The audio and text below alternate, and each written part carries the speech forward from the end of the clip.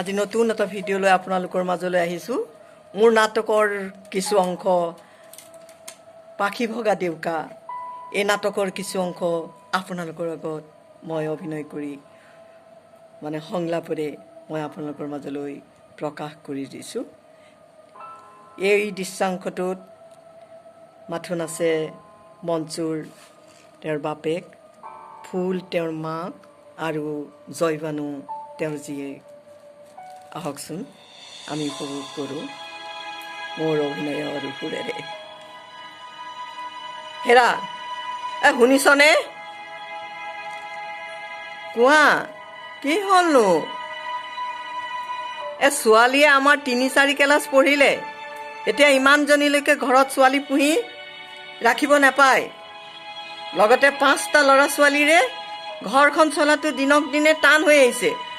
সিহঁতক ভাল কাপোৰ এসাঁজ দিব নোৱাৰোঁ, পিন্ধাব নোৱাৰোঁ, খুৱাব নোৱাৰোঁ।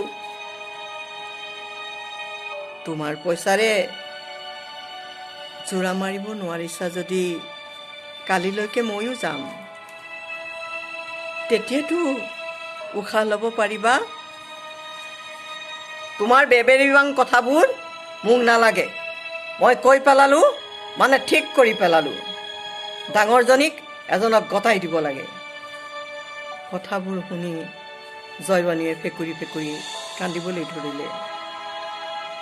আপুনিও যে ভাল হয়, তাই পঢ়িম বুলি ভবা ছোৱালীজনীক কোনটো মুখেৰে মনা কৰিব? বয়সো 12 বছৰ হৈছেহে মাথোন। তাই পঢ়াটো চোকা। কি যে কৰিব ওলাইছে আপুনি? তুমি ক'লেই নহ'ব। মই নোৱাৰিম। হাজিৰা কৰি কৰি কিমান খুৱাম? হালৰ গৰুহাল বিক্ৰী কৰিলোঁ।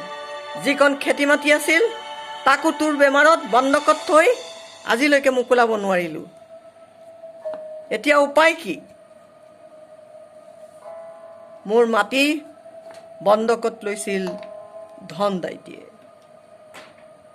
সেই ধনদাইটিৰ ল'ৰা চুমকি লৈ জয়বানুক বিচাৰিছে।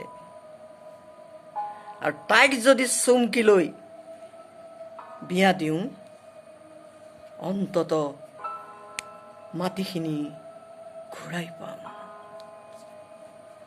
তোমাক জানো মাটিখিনি ঘূৰাই দিব?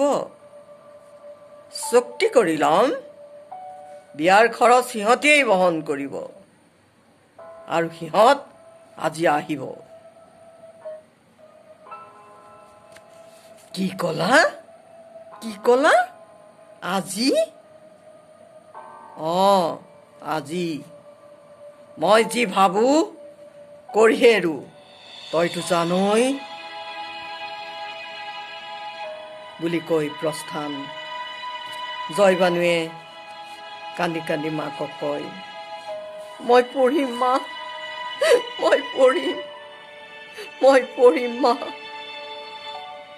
মই পঢ়িম মা। মই এতিয়া বিয়াত নবহো মা। মই বিয়াত নবহো মা। তুমি আব্বাক বুজাই দিবা মা। তুমি আব্বাক বুজাই দিবা মা। মই পঢ়িম মা, মই পঢ়িম। মাজনী আব্বাৰ ঘৰ চলোৱাত অসুবিধা হৈছে। লগতে বন্ধকৰ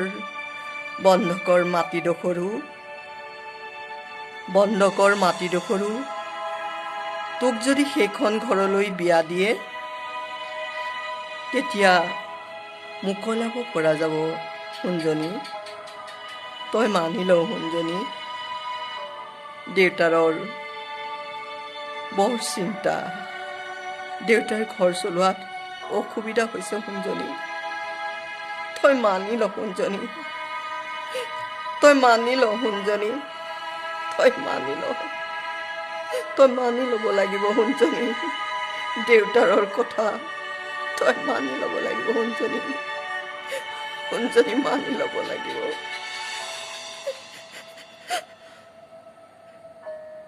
নমস্কাৰ। আজিলৈ আহিছোঁ শুভৰাত্ৰি। শুভৰাত্ৰি।